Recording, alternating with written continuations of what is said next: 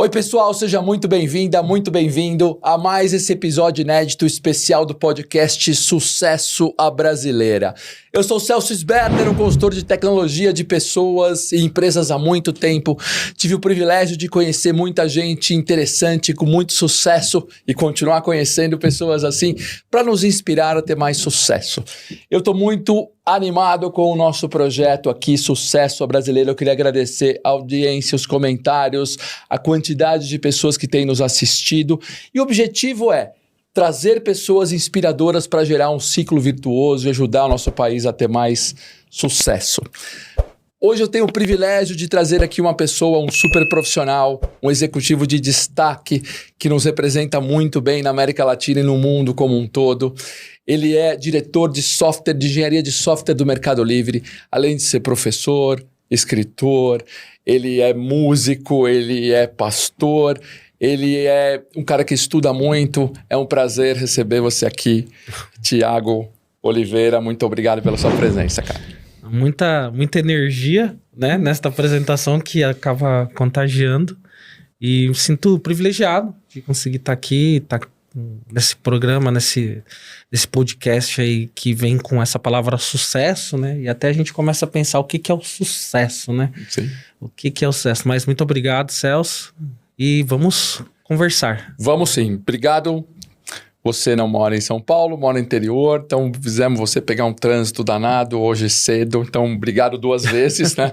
E não é só isso não, pessoal, ele é mergulhador, ele trabalhou por muito tempo no Itaú, no Banco Rendimento, no PicPay, ele é empreendedor, ele é graduado em computação, em ciência da computação, ele é pós-graduado em finanças, ele tem MBA, eu tenho que ler que é bastante coisa aqui, ele é professor de inteligência artificial. Ele é escritor, ele fala muito de engenharia de confiabilidade, ele é mentor de executivos e nós vamos falar bastante da sua carreira aqui, mas vamos começar um pouquinho antes de falar da sua carreira, da sua jornada, e tem várias dúvidas e questões aqui para você nos ajudar. Mas a primeira você fala assim, que uma das suas missões de vida é furar a bolha. O que você quer dizer com furar essa bolha, ô Thiago? Compartilhando um pouquinho da história, né? A gente acaba encontrando aí na vida algumas limitações que muitas vezes são até transferidas dos nossos pais por conta de como que eles lidaram, né? Eu tenho uma origem da periferia, minha mãe como professora, meu pai trabalhando numa área muito operacional de eletrônica e depois evoluindo para segurança, mas não de tecnologia, mas segurança mesmo.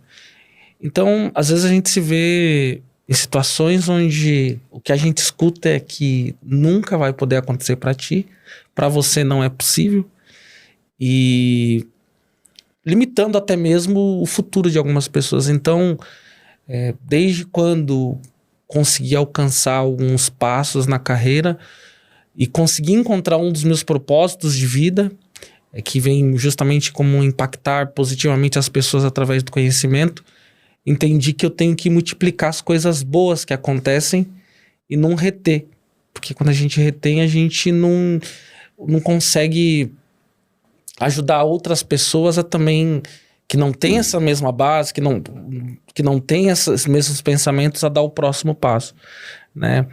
Então, vai numa linha muito de conseguir despertar nas pessoas aquilo que está retido, ativar nas pessoas aquilo que muitas vezes elas não conseguem por uma limitação interior, principalmente. Então, você está falando de impactar as pessoas mesmo, né? E a gente até conversou um pouquinho antes, assim, de romper eventuais complexos de inferioridade que as pessoas podem ter, que você tem, né?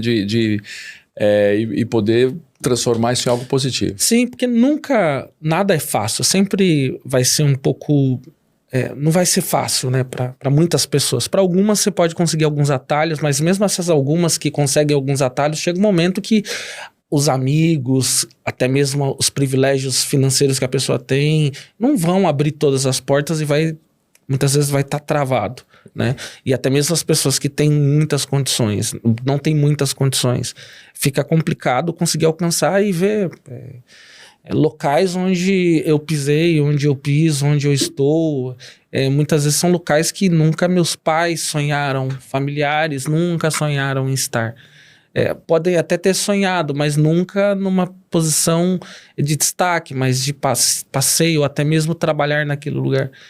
Então, a ideia de ajudar a furar a bolha é justamente hackear o sistema. Hackear o sistema para provocar as mudanças, né, interiores nas pessoas por conta dos complexos que muitas vezes surgem durante a vida, né? Olha só, complexo, né?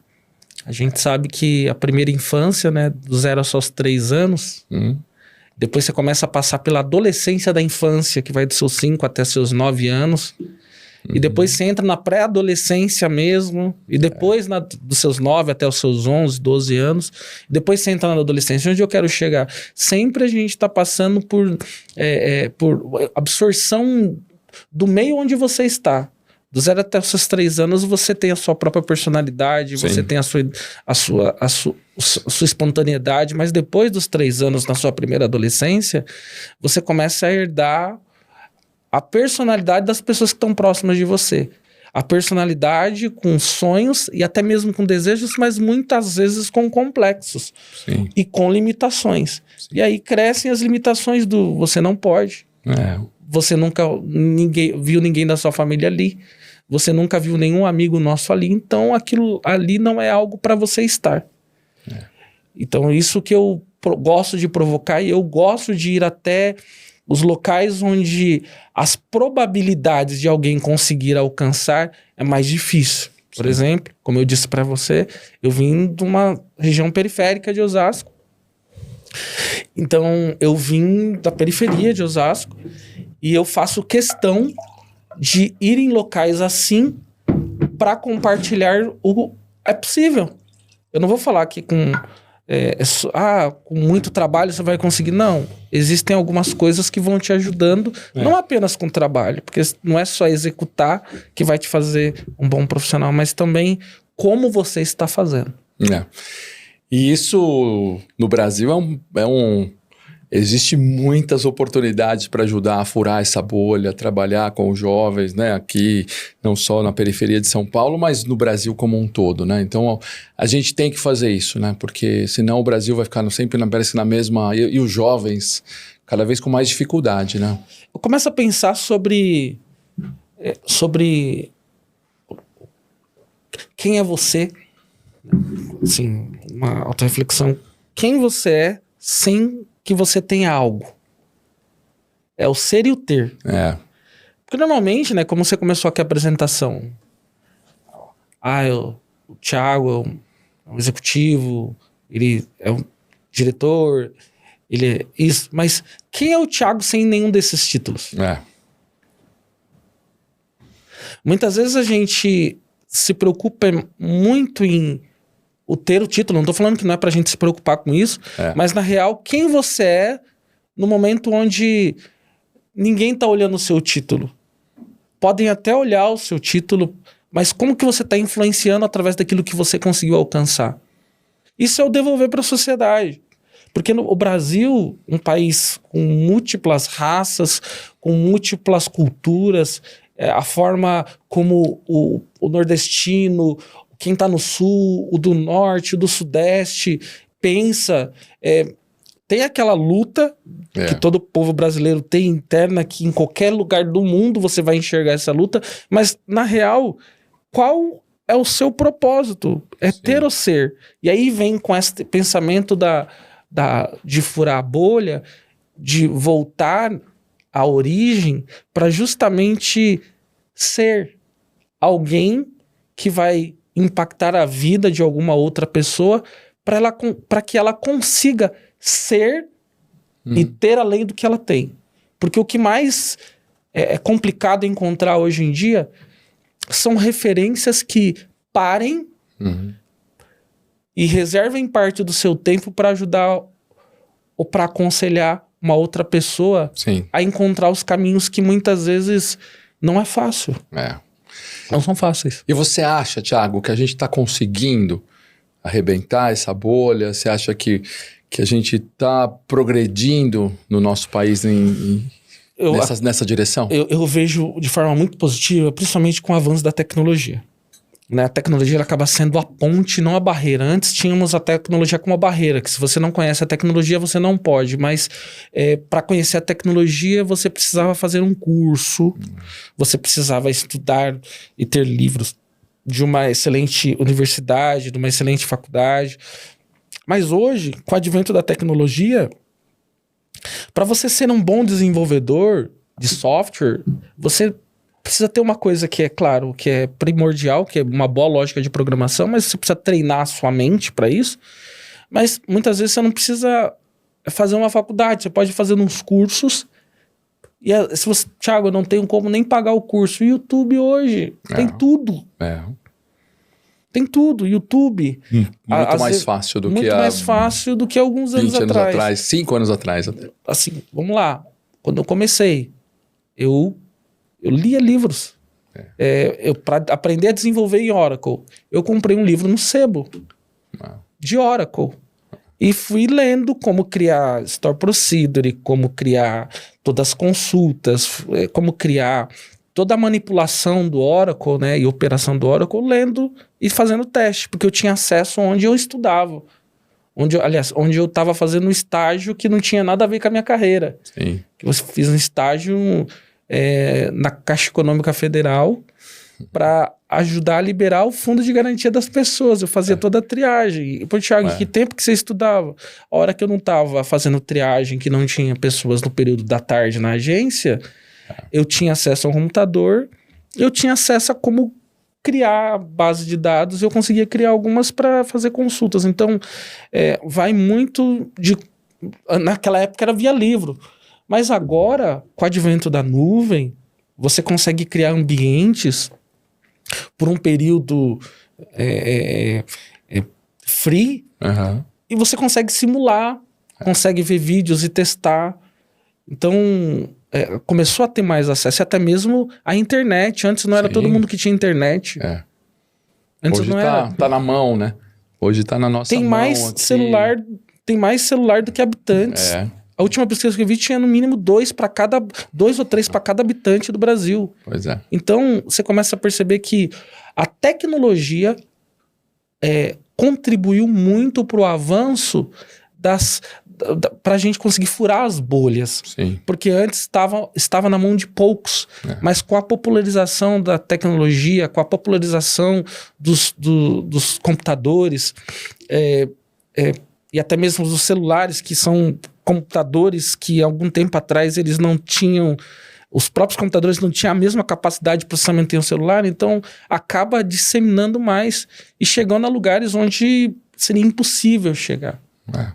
A gente tem falado muito disso, assim, né? Que tem avançado para furar essa bolha, e eu acho que quem está assistindo a gente sabe que, e é o que você falou, né, Thiago, assim, você tem tudo à disposição para estudar, para aprender, para ir atrás. E acho que cabe assim ao mercado, ao governo, às ONGs, a todo mundo, ajudar a gerar as oportunidades, né? Para poder a gente seguir nesse caminho e vamos furar a bolha até que não exista, mas não sei se chegamos a não existir mais a bolha, mas até um ponto que pelo menos não seja tão significativa aqui no país. Eu posso falar para ti que existe justamente ainda algumas limitações de que te impedem, até mesmo pelo próprio modelo mental. Eu comentei aqui, né? A gente está falando de modelo mental, como é criado e modelado mentalmente a pessoa.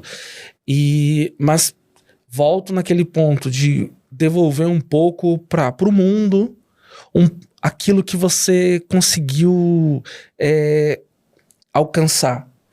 Porque às vezes as pessoas, eu entendo que as pessoas são boas. Né? As pessoas são boas, mas somente até onde dá para ser boa. Como que a gente consegue abrir um horizonte para que a pessoa continue e não tenha essa limitação até onde eu posso ser boa? Então a gente começa a entrar num ponto de disseminar e mostrar justamente que é possível conseguir através de... Não vou falar que é só dedicação, não. Você tá pronto, ter um nível de prontidão para quando a surgir alguma oportunidade, você já está, de certa forma, preparado, semi-preparado para conseguir trilhar um caminho. Mas olhando quem? Às vezes a referência interna de casa, às vezes você pode não conseguir. Uma coisa que eu aconselho muito as pessoas buscar referências. Uhum. Mas também, não só referências externas, mas olhar para a luta que seus pais também tiveram. Uma coisa que eu herdei de meu pai é buscar ser sempre pontual. Sempre pontual. E isso também interfere muito em quem você tem interação, porque a pessoa, pô, ele é pontual, pô, coisa legal. Mas também vai muito como que você compartilha isso para que as pessoas mudem a cultura. A cultura de que não pode, a cultura de que você não vai conseguir. E aí eu começo a fazer algumas provocações, né? O que te move a fazer coisas que realmente vão mudar o mundo? Será que alguma coisa te move a mudar o mundo ou você está centralizando apenas no seu mundo? Porque se você quer a paz mundial, se você quer que todos estejam em tecnologia, se você não fizer nada, vai ficar centralizado em você. Pô, sem dúvida. Sem dúvida. Pô, que bom ter você como exemplo e inspiração para muita gente. Você cai muito bem aqui no Sucesso Brasileira, sem dúvida, porque que você é ativo nisso e é só basta ver. E como sempre, pessoal, a gente vai ter aqui todas as redes sociais do Thiago para acompanhá-lo, para segui-lo e ver que realmente ele é muito ativo e um cara que faz a diferença. E nós vamos falar daqui a pouquinho da sua jornada. É muito interessante. É músicos, né, saxofonista, escritor e professor e pastor de igreja. Daqui a pouco a gente vai falar disso, mas fazendo uma ligação com o que você faz de mudar o mundo, você hoje é um executivo de destaque no Mercado Livre, que é uma empresa muito conhecida na América Latina, né? E lá no Mercado Livre tem uma coisa muito legal que fala que é democratizar o comércio e os serviços financeiros para milhões de pessoas na América Latina. Então, o que você está falando, além de você fazer isso na vida pessoal, dá a impressão que o seu profissional, você como executivo do Mercado Livre, também está focado nisso, na empresa certa, parece, né? Eu posso te dizer que os propósitos se alinham, né? E o Mercado Livre, eu tenho uma grata satisfação de estar ali, porque o que me chamou a atenção para estar ali não foi apenas uma empresa conhecida, porque o processo foi bem não vou falar rigoroso, mas o processo foi bem imagino. Tranquilo, porque não tinham pressa, eu não tinha pressa, eu queria entender, a empresa queria me conhecer, eu queria conhecer a empresa. Então, eu conheci a empresa e na metade do processo, depois de uma conversa técnica, um challenge técnico, eu entendi como é que era o Mercado Livre e aí alinho o propósito, porque quando eu vou para algum dos países que eu atuo, que eu tenho equipes, a gente vê como impacta as pessoas. Durante a pandemia, mais de 900 mil famílias tiveram como a renda base utilizar o Mercado Livre. Sim. E em outra companhia que eu trabalhei também, antes mesmo de entrar no Mercado Livre, você ia na praia e a pessoa que estava vendendo picolé na praia, ela mostrava o QR Code. Então você começa a ver um impacto nas pessoas. Sim. Desde a comunidade ribeirinha até pessoas que estão no locais andinos, até no interior, no centro de São Paulo ou em alguma comunidade, utilizam para vender e para comprar em movimento. Então, você começa a perceber que ajuda pessoas a furar a bolha, né? E aí entra os propósitos. Os propósitos acabam se alinhando e você entende que o que você faz não é apenas a compra e a venda, a auxiliar e democratizar, mas sim impactar milhões de pessoas aí mesmo na América Latina e alinham-se os propósitos, né? Se alinham muito. Que bacana, né? Então, porque quando você estava falando, eu estava imaginando, tá numa empresa que tem um propósito também de democratizar, sim, de ajudar, tirar pessoas, e vem acontecendo em muitos países, mas que bacana, dá uma satisfação completa, então, né? Sim, tanto em tecnologia quanto também, porque é uma empresa, em termos de tecnologia, muito eficaz, mas também como você impacta porque tá do lado dos seus amigos que estão do seu lado, assim, você tá comprando, Thiago, eu tô comprando aqui, então o grau de responsabilidade, seja utilizando o Mercado Pago, o Mercado Livre, acaba te trazendo mais provocações em como prover um serviço melhor. Eu trabalho numa área de plataformas, né? Então eu auxilio a todas as outras áreas, mas o grande ponto é como que você tem priorizado a sua carreira. Porque às vezes as pessoas, elas são carreiristas. Elas não estão construindo uma carreira, são carreiristas. Pô, Thiago, mas é meio filosófico isso daí, né? A carreira vai muito sobre o legado que você deixa por onde quer que você passe. Né? Agora, e também como que você está impactando, se está alinhado com o seu propósito. Agora, se você é um carreirista, você vai focar em buscar os atalhos para conseguir alcançar, não importa como. O grande problema das pessoas é o como, porque o como deixa marcas. Aí eu volto e qual é a marca que você tem deixado por onde você passa? Qual é a marca que você tem deixado nas pessoas? Será que você está sendo um multiplicador de virtudes de coisas boas? Ou você está sendo um multiplicador de marcas ruins e traumas que você gera nas pessoas? Então, um dos grandes pontos que eu olho muito é qual é o seu propósito? Está no ter ou está no ser? O que vai te levar mais longe? Porque às vezes você pode ter muitas coisas, mas se sentir muito vazio. Sim. Você pode ter muitas posses, mas não ter com quem celebrar. Horrível. Onde você focou mais? No ter ou no ser? Puxa, Thiago, nós estamos num mundo capitalista. Não tô falando que não é para você pensar no ter. Longe de mim. Sim. Mas se o seu propósito é apenas no ter, muitas vezes você vai fazer algumas coisas com algumas pessoas que depois você vai lembrar, não deveria ter feito isso. Porque você marcou não de uma forma que vai evoluir a pessoa, que vai despertar, que vai ativar a pessoa. Mas sim que você pode estar criando uma marca que vai interferir até mesmo em complexos na pessoa. Você pode estar criando complexos nas pessoas. Sem dúvida. Mas você está falando que as pessoas não deveriam ser carreiristas? A grande questão é construir a carreira é diferente de ser carreirista. O construir vai muito do impacto, do legado que você está gerando, como que você está executando, é com excelência, é com entenda bem a palavra que eu vou falar, com vontade de realizar aquilo. Porque um carreirista, muitas vezes, ele... É uma opinião pessoal. Claro, um carreirista, muitas vezes, ele pode estar se preocupando com alcançar uma determinada posição, não importa como ou quem eu vou... Independente do como, né? Exato. E eu concordo, e esses rastros que você está falando, eles não se apagam, né? Jamais. Se você deixar numa carreira, né? E todo mundo que nos vê aqui, que tem pessoas começando a carreira, no meio da carreira, no fim da carreira, esses rastros são muito difíceis de apagar, então que deixem rastros bonitos e para a vida toda, né? O que você lembra mais? Das pessoas que te fizeram alguma coisa que te machucou ou das pessoas que te fizeram uma coisa que foi boa pra você? Você vai lembrar imediatamente daquela pessoa que te machucou. E das coisas boas que aconteceram. Você esqueceu. É isso aí, não deixamos rastros. Porque são as marcas. Que bacana.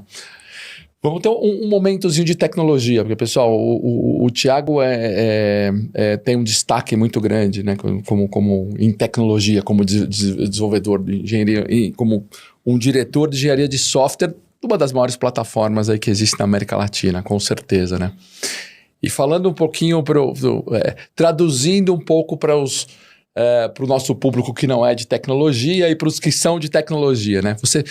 Você fala que os desenvolvedores, e você tem empregado, isso é uma coisa muito bacana, que os desenvolvedores, e principalmente os brasileiros que você trabalha, tem que começar a abstrair um pouco a ferramenta e fomentar mais a criatividade. Né? O que você quis dizer com isso quando a gente fala dos desenvolvedores de sistema? Sim, quando a gente começa a desenvolver ferramentas, né, desenvolver sistemas, aplicativos, normalmente a gente foca em desenvolver o todo, né? E existem algumas coisas que você não tem muita especialidade. E aí aquilo que é importante, você desprioriza e começa a trabalhar naquilo que é urgente. Como assim, Thiago? Você começa a desenvolver um aplicativo, mas você não tem muito conhecimento em como proteger aquele aplicativo. Você começa a desenvolver um aplicativo, mas não tem muito conhecimento em como administrar toda a parte financeira que envolve nuvem de um aplicativo. Porque você sabe desenvolver a jornada de um produto, por exemplo. Então, quando você começa, principalmente quando você está numa startup, você começa a desenvolver tudo, você faz tudo.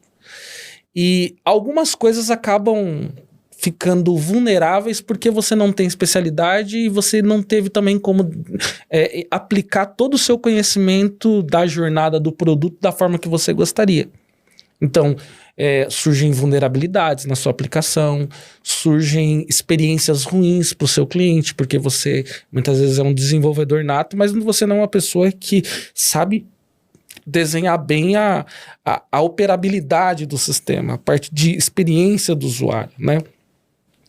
Então, algumas coisas pecam e aí o produto acaba não sendo aquele produto que o cliente tem aquela vontade de estar sempre utilizando. Sim. E aí muitas iniciativas acabam se deteriorando. Eu acho que... Desculpa. Não, pode... Não, é porque assim, né? Nesse momento, né, Thiago, e você sabe, a gente tem milhares de pessoas desenvolvendo programas, códigos para centenas, milhares de aplicações, de aplicativos nesse momento, né? Então eu vejo essa sua fala com muito boa no sentido de um conselho assim de fomente a criatividade. Porque imagina que tem dezenas de milhares de pessoas fazendo coisas que podem estar numa mesmice, usando a mesma ferramenta, né? Essa criatividade, talvez você sente que o brasileiro pode ter alguma diferença, alguma vantagem competitiva nisso, talvez por ser um povo teoricamente bem criativo? A agilidade, quando chegou aqui no Brasil, ela foi muito utilizada e expandiu muito rápido, porque o brasileiro, ele tem uma força interior de adaptabilidade e flexibilidade que não dá para se entender. Como dizem aí, tem que ser estudado pela NASA, né? Porque quando se encontra em saídas daquele limão que pensavam que não ia sair nada, vão lá e faz uma limonada, né? Ou seja, acaba propiciando, você acaba percebendo justamente nisso que eu compartilhei, de fomentar a criatividade, né?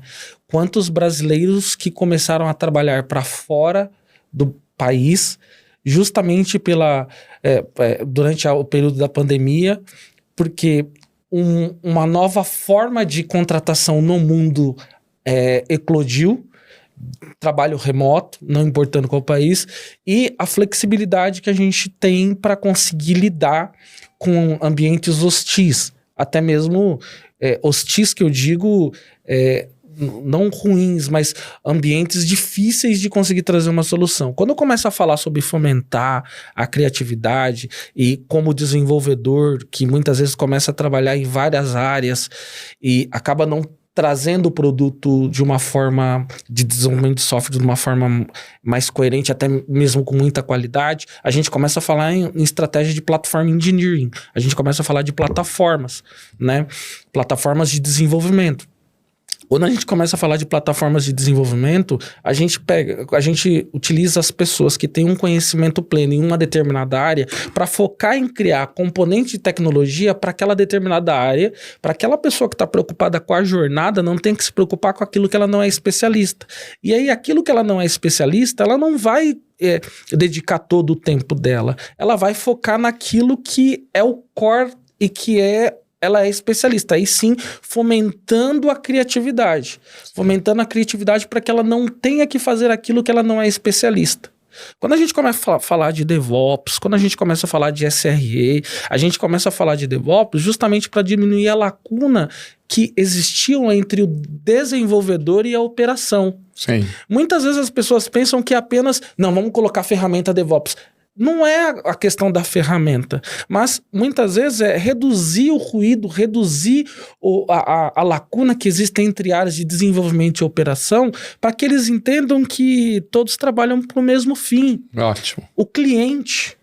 Quando a gente começa a falar da evolução do DevOps, de trazer o feedback rápido, ou de entrar numa linha de melhora contínua, é quando eles entendem que precisamos ter uma simbiose perfeita, porque o nosso objetivo principal não é apenas realizar a entrega, mas sim satisfazer o cliente de forma contínua. Isso daí é o Manifesto Ágil lá de 2001. Mas quando a gente vai para SRE, que é Engenharia de Confiabilidade, Site Reliability Engineering, a gente começa a perceber que cada vez mais, pensando, Ben Traynor foi, né, para acertar a operação, para melhorar o time da operação, né, de sustentação, que seja, mas acabou acertando a experiência do cliente, porque quanto mais as aplicações, os sistemas são resilientes, mais confiança o cliente vai ter em utilizar aquilo que ele está se predispondo a utilizar. Sim. Então, quando a gente olha para o brasileiro, a gente começa a notar a resiliência que o brasileiro tem. Sim, sim. De norte a sul do país, a resiliência que o brasileiro tem não só para sobreviver, mas para buscar uma vida melhor. E isso é algo nativo. Em qualquer lugar do mundo que você for, você vai encontrar um brasileiro que está ali lutando, está querendo conquistar para ajudar a família, para ajudar, para conseguir outros patamares. Então você começa a notar essa diferença, principalmente em termos de resiliência, dado as origens que o brasileiro... Isso é uma vantagem competitiva dos brasileiros, né? Sim. Às vezes nós somos muito emocionais. Nós somos muito emocionais, por característica do Brasil. E às vezes não entendemos bem quando uma mensagem vem de forma direta, porque às vezes entendemos que não precisava ser tão duro assim. Mas se a gente expandir a nossa atenção para entender bem o ponto onde está chegando um feedback, a gente tem uma capacidade, dado ao tamanho do país, as culturas que nós temos aqui, nós não temos apenas uma cultura, nós temos várias culturas, a gente consegue se adaptar. Sim. É difícil, né, quando um anglo-saxão, né, um americano, europeu, vem dar uma ordem direta e ele não tem aquela... Ele não alivia como a gente está acostumado no Brasil, né? Parece que o brasileiro e o latino em geral dá ele procura esse certo alívio, mas uma ordem direta muitas vezes não tem, né? O grande ponto não é sobre fazer para ganhar, mas sim conseguir utilizar o que você se tornou para chegar do outro lado. Onde você quer chegar com isso, Thiago? Ninguém vai te obrigar a fazer o que você queira. A gente começa a falar de liberdade. Thiago, o que é liberdade? Ninguém vai te obrigar a fazer aquilo que você não queira. Agora, se você começa a fazer aquilo que você não quer, será que efetivamente você entendeu? Como que está a sua escuta? Você está tendo empatia para conseguir ler e entender o que a outra pessoa está querendo te trazer? A gente muitas vezes projeta nas pessoas aquilo que a gente é, e nem sempre as pessoas são como nós somos. As culturas são diferentes, mas a amizade, como brasileiro, em qualquer lugar do mundo que vai, ele é bem visto, ele é visto como aquela pessoa alegre, é visto como aquela pessoa que conversa com todos querem falar de futebol, todos querem falar de Ronaldinho, todos querem falar de Ronaldo Fenômeno, todos querem falar de uma forma a se conectar com você. Será que você está permitindo as pessoas se conectarem contigo? Quando a gente percebe isso, né, o brasileiro tem essa, eu volto a insistir nessa vantagem competitiva, né, porque a gente tem esse lado criativo, a gente tem esse lado humano, e quando a gente percebe essa história, se a gente está se permitindo e entendendo um pouco mais dessas ordens diretas, vai bem, né? Sim. E você falou de algumas coisas de desenvolvimento muito importantes, né, que é primeiro criatividade, e depois falou de confiabilidade, né? Você tem inclusive um livro sobre isso que é o SRE, né? Que é o Reliability. Isso. Que é basicamente confiabilidade das coisas. Que é esse aqui, certo? Isso mesmo. Esse aqui é o Jornada SRE no Brasil. Pessoal, como eu falei, a gente vai ter também como encontrar o livro, como encontrar o Thiago. Você falou um pouquinho de SRE, mas Sim. O que é isso? Vamos lá. Primeiro, eu gostaria de compartilhar como que eu entrei nesta vida de SRE. muito influenciado por João Bezerra, que com certeza está lendo, está assistindo aqui, ouvindo. O João... Faremos ele, se ele não tiver, a gente vai mandar para ele para assistir. Sim. Obrigado, João Bezerra, que inclusive foi só elogios a você, Thiago. O João é uma pessoa que me marcou, me marca e com certeza me marcará positivamente, principalmente nessa linha de referências. E um dia, numa sala, sem a menor expectativa de conduzir um projeto dentro do Itaú, ele pegou e me chamou, junto com o meu gestor que estava na sala na hora, no caso o Fábio Barbosa. Ele, Thiago, você pode conduzir esse projeto de trazer mais qualidade aqui para dentro do Banco Itaú, de algumas áreas que a gente está precisando. Eu não conhecia nada, não sabia nem o que eram essas 3 letras. Eu falei, tá bom, conduzo. Saí de lá, comprei o livro em inglês, né? Estudei bastante, conseguimos uma jornada aí rápida, conseguimos implementar ali a V0, ali, a primeira versão ali no Itaú. Mas o que aconteceu? Ao longo dos anos, claro, eu me tornei professor dessa disciplina. Assim, algo que era inesperado, acabei sendo professor. Que bacana. Acabei sendo um dos embaixadores da DevOps Institute globais. Acabei participando de iniciativas de implementação em vários locais, mentorando pessoas no Brasil, em diversas empresas para como implementar. E notei, depois de algumas provocações de alguns amigos, que não existia um livro com linguagem nativa aqui. O livro do Google, ele foi criado de forma colaborativa por várias pessoas que trabalhavam lá, que é o SRE, né? Uhum. E o que acontece? Aqui no Brasil não tinha. Então um outro amigo, chamado Antônio Muniz, me provocou e falou, Thiago, o que você acha de você liderar uma iniciativa e reunir amigos que realmente implementaram isso aqui no Brasil para construir um livro para compartilhar com as pessoas o caminho? Lembra daquela linha de impactar as pessoas? Sei. Ele que conseguiu bacana. atingir o ponto, falou, pô, é verdade, como que eu posso impactar outras pessoas? Juntei esses amigos, foi durante 2 anos, escrevendo. Eu fui o revisor técnico, fui curador, escrevi alguns capítulos, foram 29 amigos, né, das melhores e maiores empresas que tem no Brasil, que implementaram de fato, e um dos revisores também foi um dos revisores do livro do Google, que é o Gustavo Franco, que hoje está na Vetex. Ele foi um dos que revisou, o primeiro revisor do livro foi ele. Mas onde chega, né? Vai justamente em como proporcionar uma melhor experiência, principalmente para o design de aplicações, design de sistemas mais resilientes, né? Para que não precisemos dedicar nosso tempo naquilo que não é necessário. Sim. Sejam tarefas repetitivas que não trazem valor, seja em como compartilhar problemas com outras áreas, e até mesmo criar ferramentas para que não precise acordar de madrugada para resolver o problema. O próprio sistema ele pode ter a sua resiliência para se autorresolver. Então, quando a gente fala de engenharia de confiabilidade, né, é a habilidade de confiança. Habilidade de confiança para quem? Para quem vai utilizar. É uma engenharia de você criar, que você vai desenvolver a habilidade para criar confiança em quem vai utilizar a sua aplicação ou quem está no dia a dia. Fala aí de experiência do desenvolvedor. Então esse livro foi marcante. Quando a gente fez o lançamento também, já estamos entrando na 5ª edição do livro. Olha que legal. Né? Não só aqui, mas em outros países também. Esse livro foi muito... Sim. Mesmo sem traduzir, muitas pessoas compraram. Eu fui há um tempo atrás para a Colômbia e levei uma edição e zeramos a edição do que eu levei lá para a Colômbia. Então foi muito interessante aí feito esse livro. Claro, tive a liderança, mas com todo o apoio e a coordenação aí do Antônio Muniz e do Mário Miller, que é um diretor que está na Accenture hoje. Made in Brasil, então. Made in Brasil. Aqui é totalmente made in Brasil. Isso, e exportado. Que bacana. Sim. E falando no tema de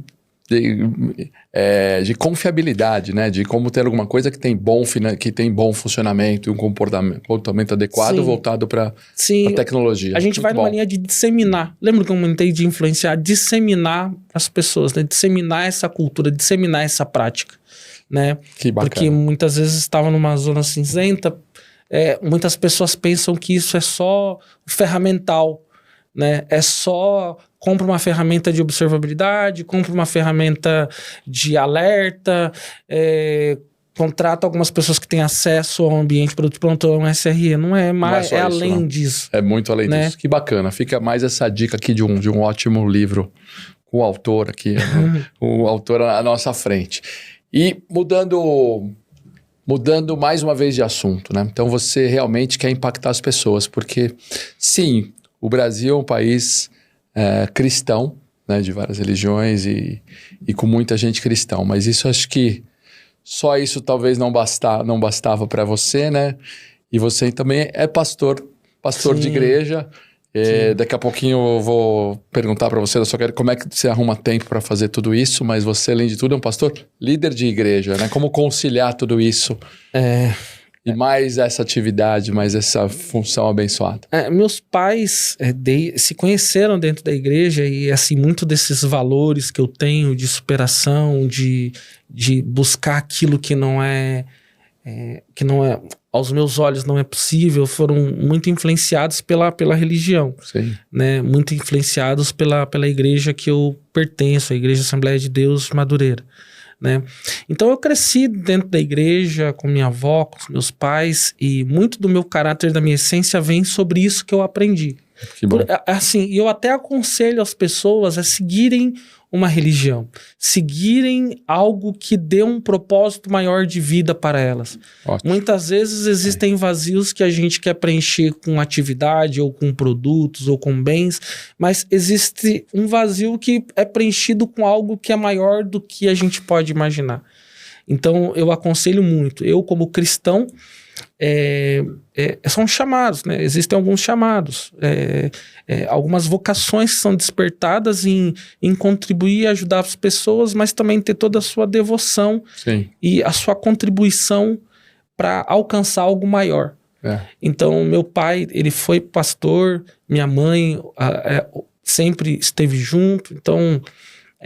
desde a chegada também do meu pastor, tive vários pastores que foram pessoas que me inspiraram muito ali em Osasco, até a chegada do meu pastor Belchior Júnior, que também viu em mim algo que nem mesmo eu enxergava em mim, e que acabou me proporcionando outros ambientes e até mesmo evoluir mais naquilo que eu trabalhava. Eu sempre fui líder de jovens, sempre estive no meio de jovens, de crianças, de adolescentes, sempre tentando contribuir e ajudá-los a encontrar o seu caminho. Se encontrar muitas vezes. E legal que você faz essa junção, né, do mundo do seu sucesso profissional e levando isso também para a igreja, né? Você fala muito lá do desafio dos jovens em empresas exponenciais, né? Então você está também ajudando os nossos jovens a como se comportar melhor e como vencer esse desafio.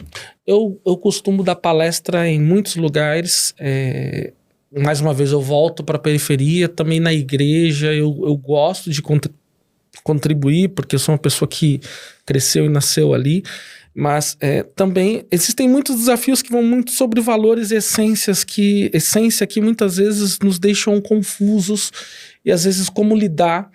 Então, eu vou muito nesta mentalidade de que se você está numa empresa, é para você entregar o que tem que ser entregue para a empresa, mas nunca deixar isso corromper a sua essência, nunca deixar isso corromper o seu caráter. Então, se você está na empresa, é para você trabalhar.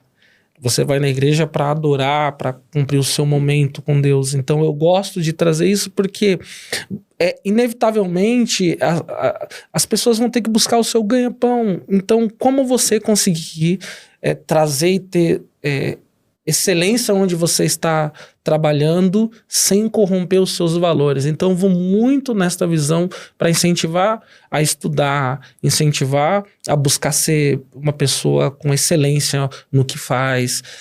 Porque tudo que você faz aqui, eu costumo dizer que é um período passageiro. E aí eu volto nas marcas que você deixa nas pessoas. A marca que você deixa por onde você passa. Não é porque a pessoa tem uma orientação sexual diferente da sua, não é porque a pessoa tem uma religião diferente da sua, que você não pode influenciar positivamente as pessoas, porque a gente fala de essência.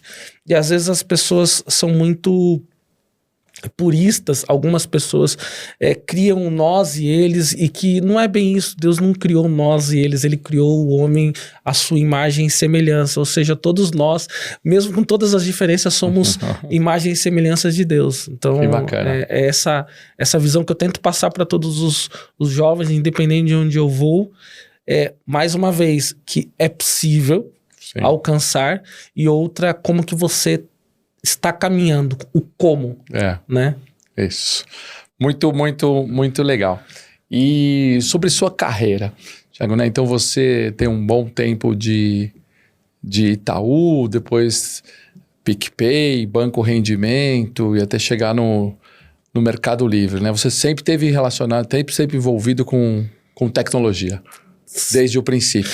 Eu vou te falar que não foi desde o princípio. O meu primeiro emprego foi como de uma loja de uma lanchonete, uma loja que vendia comida chamada pão, carne, eu fritava bife de picanha. Pô. Numa loja chamava Bon Grillet. Pô. Não sei se você lembra dessa loja. Lembro. Que vendia, e foi ali que eu também aprendi a fazer um bom arroz. Naquela época, com 16, 17 anos, já poderia começar a trabalhar. Sim, bom. Então, eu comecei a trabalhar ali. Deu fome agora, deu fome. Você falar dessa história do bife de picanha. E o que acontece? Eu sempre fui muito bom com números, muito bom com números. Então, a gente no treinamento, eles faziam alguns rodízios. E nesses rodízios de função, me colocaram no caixa para cuidar dos pagamentos e todas as ordens de pagamento, de pedido. Então, o que acontece? Toda vez que eu ia pro caixa, o caixa não faltava. O caixa ou batia zerado ou sobrava. Pô, o caixa ideal, que todo dono de restaurante quer. Rodei 2 vezes, 3 vezes, e falei, não, agora o Thiago vai ficar no caixa. Então, eu fiquei ali nessa empresa durante 3 meses, o salário mínimo era R$100, R$112, só para você ter ideia do tempo, então não vou nem falar mais sobre isso, mas eu tinha 16 anos. E foi ali uma boa experiência. Primeiro, eu tive treinamentos em como lidar com pessoas, como conversar com pessoas, como abordar pessoas. E eu que sempre fui uma pessoa de número, eu tive essa experiência. E depois de um tempo, entrei num estágio, já estava fazendo colegial técnico, porque um dia eu fui acompanhar meu pai na empresa dele e tinha um caderno da Folha de São Paulo chamado Folha Informática. Nossa, e na última página tinha o salário de todo mundo que trabalhava na maioria das profissões. Tô lembrado, uma planilhona, assim, que tinha os salários, o cargo e uma referência de salários. Imagina, que coisa. Eu ganhava na época eu já ganhava uns R$290, Olha acho que era isso. Tava bom já, hein? Salário mínimo ainda, mas... E eu vi lá R$5.000, um analista de sistemas. Daí eu olhei pro meu pai e falei, pai, olha isso aqui. Meu pai olhou... Eu falei, pai, o analista de sistemas ganha. Como que eu faço para ganhar isso? Meu pai só falou assim, tem que estudar. E a empresa que meu pai estava trabalhando em Alphaville, antiga CPM, ele tinha... Eu vi muita gente ali, ele me colocou para conhecer algumas pessoas nas festas que tinha na empresa. Então me inspirou muito. E aí eu entendi que eu tinha que estudar. Daí eu fiz o colegial técnico, né? Antes de fazer meus 14 anos, eu tinha uns... Tava na 8ª série, indo pro colegial, daí decidi fazer o colegial técnico em processamento de dados. Daí entrei já tava no estágio, né? Entrei no estágio, né? Comecei a trabalhar no banco, mas era um estágio, só que não era estágio, né? Porque não fazia nada a ver com tecnologia. Mas a gente tem que pagar para estudar. Então, foram as escolhas. Mais uma vez, as escolhas que eu fiz, eu tive que trabalhar numa instituição fazendo algo que não tinha nada a ver com a minha área para conseguir pagar o meu colegial. E quando entrei na faculdade, eu lembro que eu já tinha sido contratado como digitador na Caixa Econômica. E eu tinha meus 18, 19 anos e 20 anos já. Aí eu falei, puxa, todos os meus amigos estão fazendo colegial técnico ou estão conseguindo trabalhar na área, menos eu. Todos eles, um trabalha no Bradesco, eu trabalho na CPM, eu trabalho... E eu tô aqui estudando ciência da computação, mas tava ganhando bem, na época pra época, né? Tava ganhando, na época, uns quase R$2.000.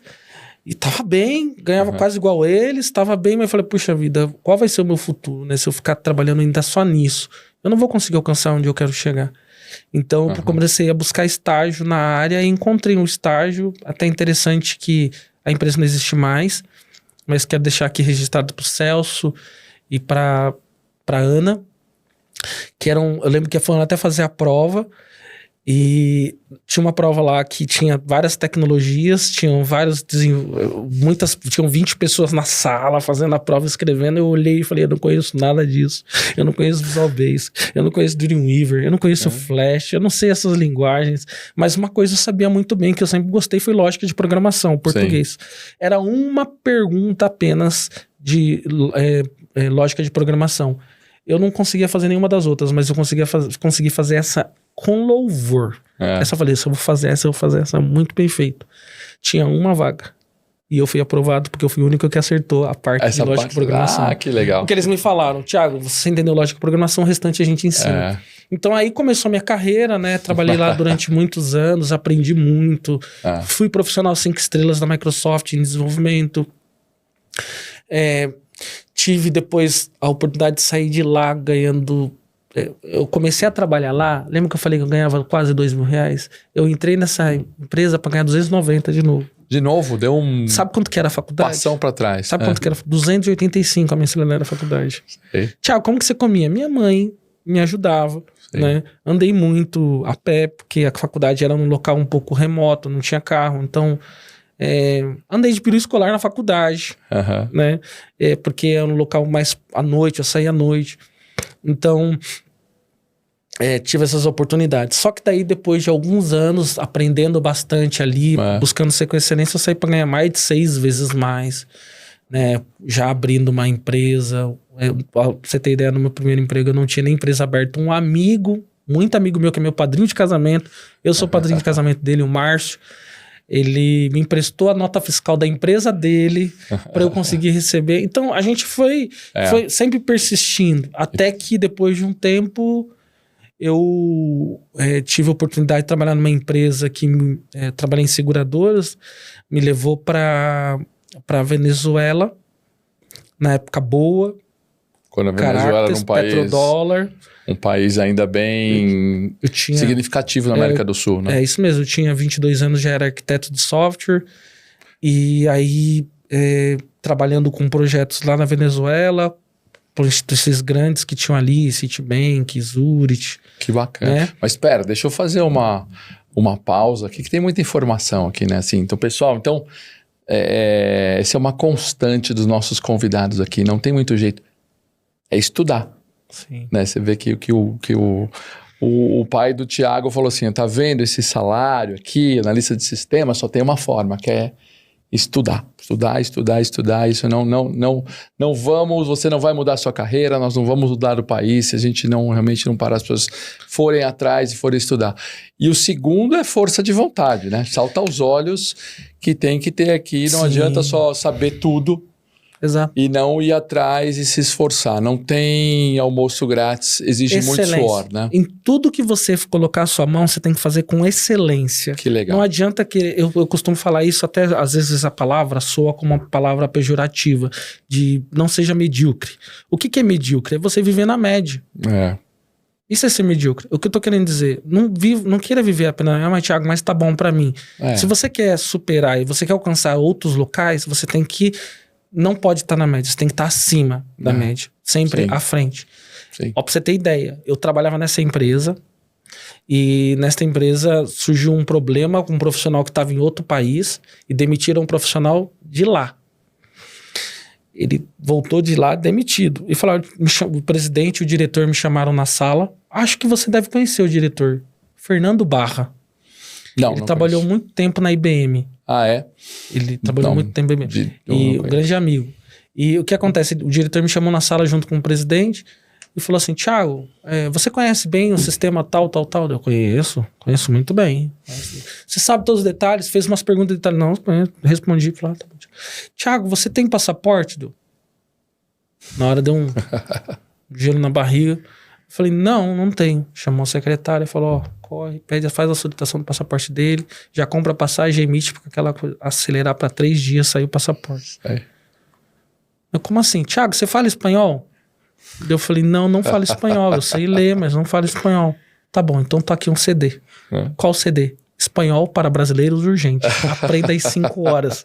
Era o tempo do voo. Eu não esqueço disso. A gente ri quando a gente lembra. Mas foi aí que eu comecei a aprender a falar espanhol e conduzi durante muito tempo. Fiquei um bom tempo lá em Caracas, implantando projetos. Até que surgiu a oportunidade para eu vir para o Brasil para trabalhar em projetos que interagiam com outros países. Sim. A grande questão é que eu também não sabia falar inglês. E na entrevista, eu comentando que não sabia falar inglês, mas eu me comprometi a aprender a falar em 6 meses, porque a gente escuta, a gente lê, a gente programa, mas até eu sair para fora é difícil, porque você também tem que romper timidez, tem que romper bloqueios. Não é natural para o brasileiro falar inglês, né? Não é natural, mas aí de onde vem, né? Mais uma vez eu fui na linha de encontrei uma boa professora de inglês e eu paguei aula todos os dias 1 hora. Para você ter ideia, 70% do meu salário quase era para pagar a professora de inglês. Mas Thiago, como assim? É porque eu tava fazendo investimento. A coisa boa, depois de 6 meses exatos, 6 meses de empresa, estava previsto para eu viajar mais para frente, mas por um outro problema, uma outra situação, com uma outra pessoa que estava prevista para ir para lá. Falaram, Thiago, você já tá falando inglês? Sim, porque todas as reuniões eu tô conduzindo. Você tem passaporte?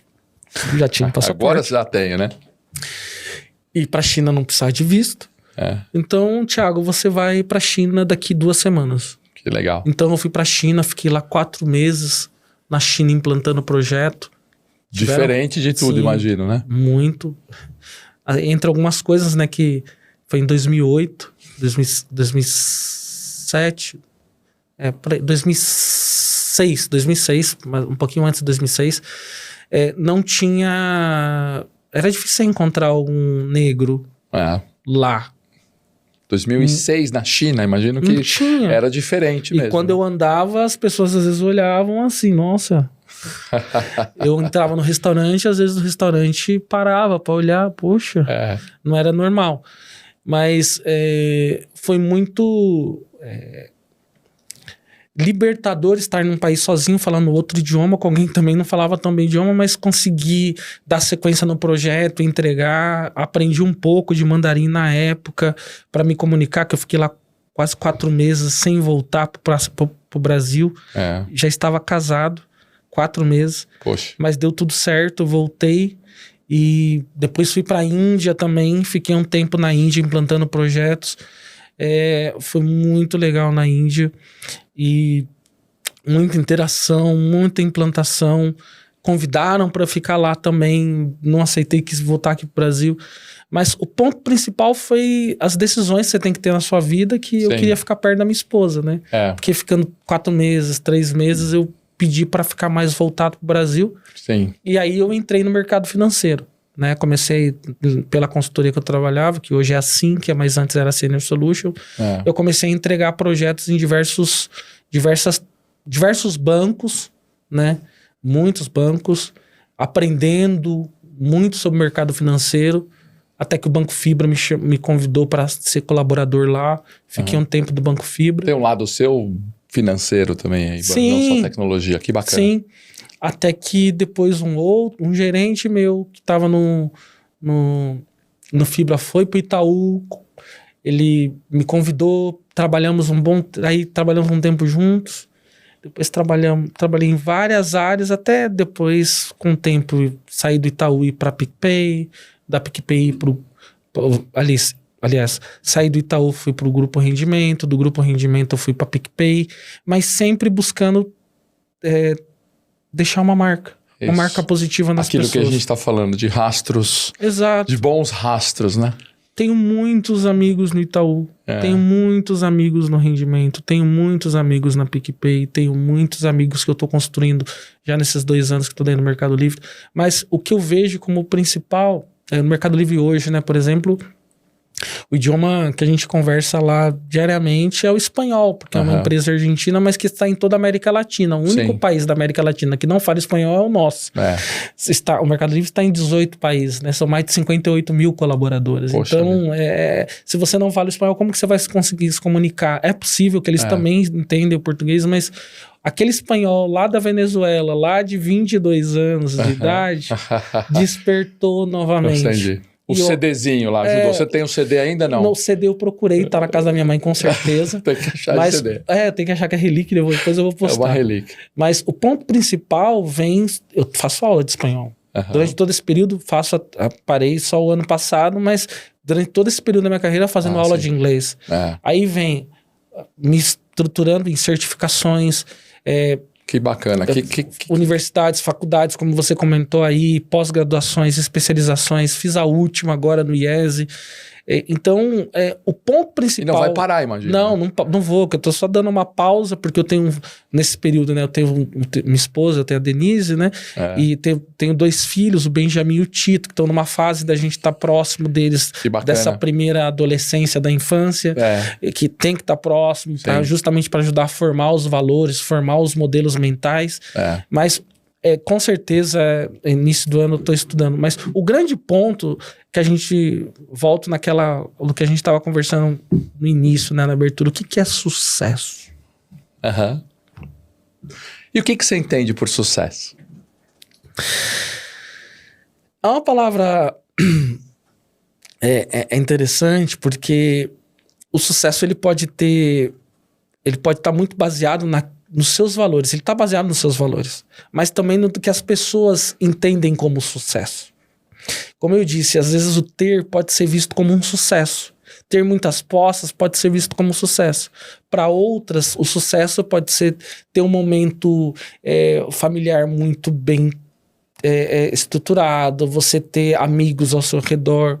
Na realidade, o sucesso, quando a gente espera que outras pessoas nos digam o que é o sucesso, a gente pode não conseguir projetar as nossas expectativas no que a pessoa diz que é sucesso. E também, quando a gente não entende de fato qual é o nosso propósito, você não vai conseguir entender se você teve sucesso ou não. Acho que o sucesso, ele vem muito na linha do seu propósito. Se você está conseguindo alcançar o seu propósito, porque todas as outras coisas, elas são consequências. Sim. As pessoas olharem para você, puxa, mas é um profissional muito requisitado, é um profissional reconhecido, mas eu sou o Thiago, lá de Osasco, que pegava o trem para ir para a Avenida Paulista para trabalhar. Eu me enxergo assim, mas só que um Thiago que foi aprendendo cada vez mais como lidar com todo esse mundo. Então, Thiago, como você define sucesso? Eu volto um pouquinho antes sobre as motivações, né? A gente fala da motivação intrínseca, aquela que vem de dentro para fora. A gente fala das motivações extrínsecas, que vêm de fora para dentro, salário, por exemplo. Agora, eu entro numa linha, mais uma vez, da motivação transcendente. A motivação transcendente, ela tá ligada ao propósito. Porque às vezes você pode não estar nem tão animado assim, e você pode não estar recebendo as motivações externas da forma que você gostaria. Mas mesmo assim, você levanta e se move para fazer aquilo que te faz despertar. Aí as perguntas. O sucesso está para mim, a minha opinião pessoal, ela está muito mais ligada à sua autossatisfação sobre aquilo que você faz. Entendi. Não importa se você é um diretor, se você é a melhor confeiteira do bairro. Você está conseguindo alcançar o seu propósito? O sucesso vem por aí. E não importa em qual país você esteja, não importa em qual cultura você esteja, a sua essência, ela vai sempre ser a mesma. Desde que você proteja a sua essência. O seu propósito vai estar sempre ligado àquilo que você entendeu como motivação transcendente. Muito bacana. Que você não precisa de nenhum estímulo externo ou interno para conseguir prosseguir. Muito, muito legal. Legal isso, né? Muito legal, muito bacana. Pô, que legal. A gente vai... deixa eu até aproveitar antes de fazer porque assim, você é uma referência para para muita gente que trabalha com desenvolvimento, com tecnologia, alguma coisa, né? Até o pessoal da Multi. Multi é uma empresa que eu sou sócio. Ah, é? E lá a gente tem... vou até aproveitar para falar deles aqui. A gente tem muitos developers, muitas coisas ali que com certeza estão assistindo e curtindo essa história da engenharia da confiabilidade e essa parte da resiliência, de destravar a criatividade, né? Não fomentar a criatividade, que isso vai muito pro pessoal de tecnologia. Então, só para te contar, lá na Multi a gente faz isso, basicamente. Tem um lado lá que é todo de talentos, e daquele lado de lá a gente trabalha com o que a gente chama de Talent as a Service, onde a gente faz pessoas mesmo, né? Desenvolvimento de pessoas, alocação e muita contratação e colocação de pessoas. E o lado de cá que a gente faz Tech as a Service. Eu tenho certeza que essa galerinha aqui, ó, de fábrica de software, você tá escutando assim, pô, quero falar com o Thiago. Depois acho o Thiago na rede social ali, vou dar um oi para ele ali. Então, só para falar da Multi, você com certeza é inspiração para toda essa galera que trabalha no mundo de tecnologia e bacana ver que você traz o seu lado, tem esse lado técnico, que dá pra gente fazer um outro podcast de horas de falar do seu lado técnico, mas tem esse lado pessoa, de desenvolvimento, de superação, de foco, de trabalhar, de transformar, que isso salta muito aos olhos assim mesmo, que a gente tem que trazer você aqui como sucesso brasileira. E se puder resumir, você falou tanta dica legal, né, pessoal? Está sendo uma aula aqui, mas se você sobre sucesso, mas se você puder resumir 1-2 dicas para quem quer ter sucesso, né, que olha para você e fala assim, pô, quero seguir esse caminho do Thiago. Que dicas que você daria, Thiago? Independente da área de tecnologia ou não, a gente lida, como a gente foi falando aqui ao longo dessa conversa, com muitas transformações e saltos de transformações no mundo, né? Que se você não está atento a esses saltos, esses pequenos sinais que o mundo vai compartilhando sobre mudanças, você pode perder o momento, pode perder algumas oportunidades. Então eu começo a dizer, esteja atento aos ruídos de evolução. Os ruídos de evolução vai de encontrar uma conversa que eu tive com um grande amigo e um mentor, o Contop, Fernando Contop, que ali um dos diretores ali do Banco Itaú, que a gente estava num almoço conversando sobre isso e surgiu uma ideia e ele está fazendo posts muito legais sobre justamente isso, sobre aprender com os ruídos. Muitas vezes uma notícia que você está lendo, um livro que comentaram com você que esse livro é muito bom, pode trazer informação, uma linguagem nova que está surgindo. Alguns anos atrás o pessoal está falando de Python, está falando de nuvem, e hoje é algo que é de certa forma commodity, e se você não sabe isso, você está um pouco atrasado, tem que correr, mas esteja atento aos ruídos. Para quê? Para você ser como Bezerra diz, um aprendedor profissional. O que é o aprendedor profissional? É você ser um eterno aprendiz. O que é o eterno aprendiz? Você não é o dono da razão, você não sabe tudo. Hoje eu trabalho com equipes extremamente técnicas, mas também navego muito com executivo, muito com estratégico, mas eu converso muito também com uma equipe sobre arquiteturas que a gente está desenvolvendo, inteligência artificial, eu dou aula de AIOps, né, que é inteligência artificial para operação, para certificação pela DevOps Institute. Foi o primeiro curso desta certificação aqui no Brasil, fui eu que dei. Então, a gente, pela Code Academy, mas o eterno aprendiz é você ser curioso e buscar aprender e não deixar o ruído passar e falar, depois eu vejo isso. Tem uma frase de Eisenhower, que foi, se não me engano, o 34º presidente dos Estados Unidos, que ele diz assim, é um ex-militar, que diz assim, o que é importante raramente é urgente, o que é urgente raramente é importante. Então, onde você tem priorizado os seus estudos, onde tem priorizado a sua vida? Você tem procrastinado? Então, eu começo a falar para você, será que você está priorizando o que é urgente ou o que não é importante? Então, esteja atento ao ruído, seja um eterno aprendiz. Mas sabe, ótimo, todos esses desafios que passam na vida? Todo mundo tem desafio.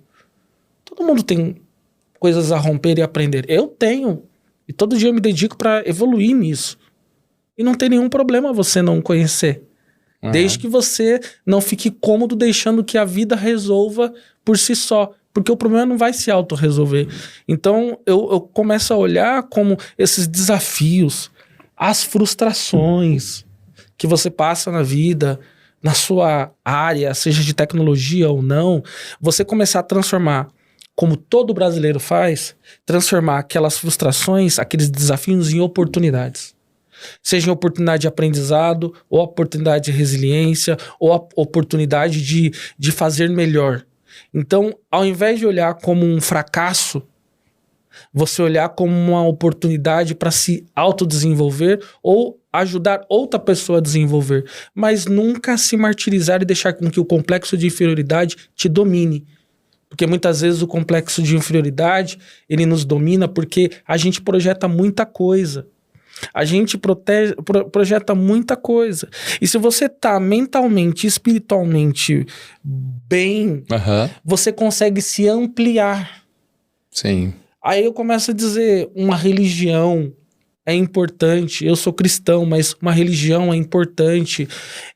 Uma terapia é importante. Aí eu falo com os executivos sofrem com a solidão, que muitas vezes não tem com quem conversar, não tem com quem falar, porque é tanta decisão que passa na mente, que você não sabe nem como dar o próximo passo, e às vezes se sente sozinho, aí depois bate a síndrome de impostor.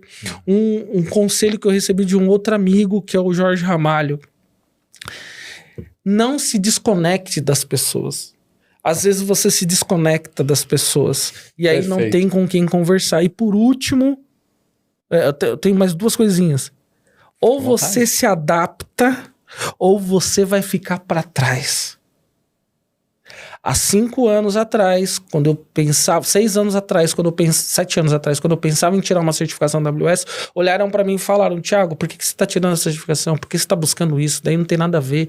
Nem a gente nem usa isso daqui. Por que você vai fazer isso daí? Eu falei: eu acredito que pode ser útil. Eu li uma matéria do Gartner que falava que para os próximos 5 anos isso é trend. Então eu vou estudar. E deu certo. Então, ou você se adapta aos ruídos, lembra do aprendizado? Sim. Ruído. É só mais uma wave de inteligência artificial. Não é. É só mais uma wave de engenharia de plataforma. Só mais uma onda de engenharia. Só mais uma modinha de engenharia de plataforma. Não. Então, ou você se adapta ou você vai ficar para trás. Depois vai ser um pouco mais difícil você conseguir alcançar. E por último, aí para encerrar, vem com um conselho. O seu crescimento não pode estar limitado ao estímulo externo que você recebe.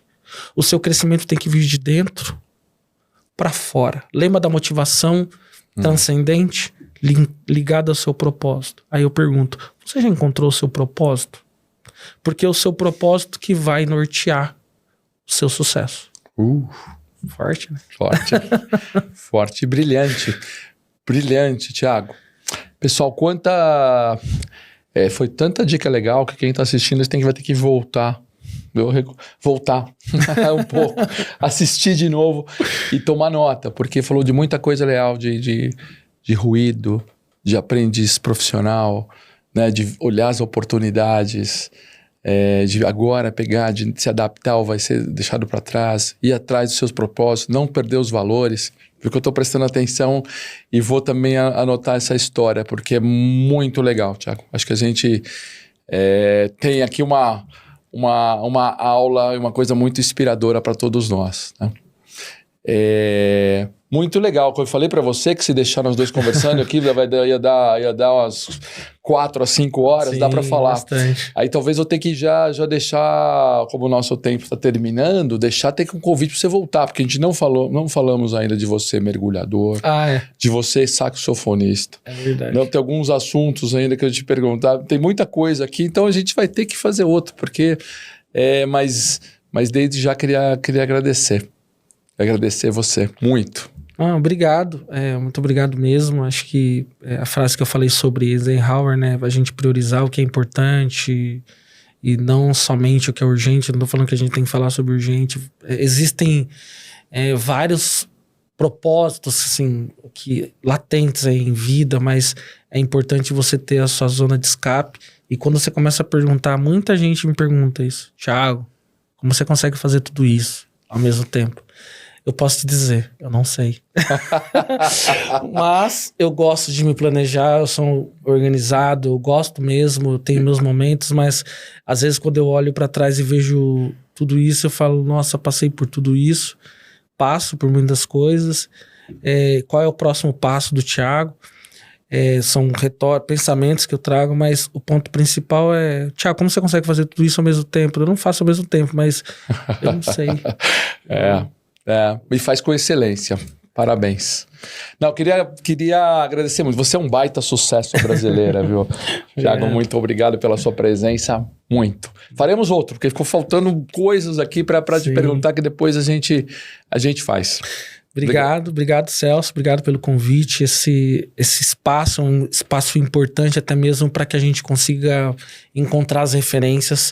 Com certeza alguém vai encontrar no YouTube esse link, esse programa, esse podcast Sucesso à Brasileira, e vai entender que é possível atingir, é possível chegar.